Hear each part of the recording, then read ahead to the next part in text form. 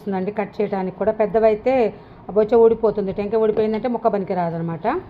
అయితే ఇప్పటికిప్పుడైతే ఒక 1 మంత్ 2 మంత్స్కి అయితే సరే, కానీ సంవత్సరాల తరబడి ఉండాలంటే మాత్రం ఇలా ముక్క టెంకెతోనే ఉండాలి. చూసారు కదా, ప్రతిదానికి టెంకె ఉంది. ఇలా టెంకె ఉన్నదైతేనే మీకు పనికి వస్తుంది. శుభ్రంగా ఫ్యాన్ గాలికి ఆరబెట్టి పైన లేయర్ తీసేస్తే ఇలా వస్తుంది. ఇదిగోండి, కొంచెం నూనె పోసి ముక్కలన్నిటికీ ఇట్లా పట్టించాలి. పట్టిస్తే గరుకు వస్తుంది అనమాట, ముక్క కరకర కరకర అంటుంది.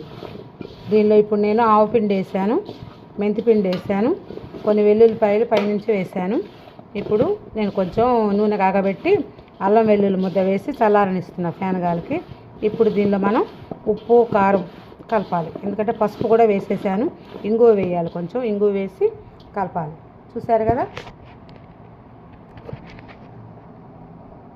చూడండి ఇంగువ కూడా వేస్తున్నా. మేము ఇంగువ వేస్తాం కంపల్సరీ. ఇదిగోండి ఇంగువ చూడండి, 3/4 కిలో కారం పోసాను, 1/2 కిలో ఉప్పు పోసాను.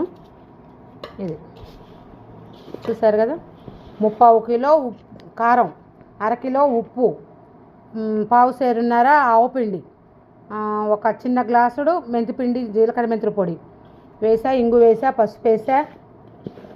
నూనె మాత్రం కిలో పోయాలండి.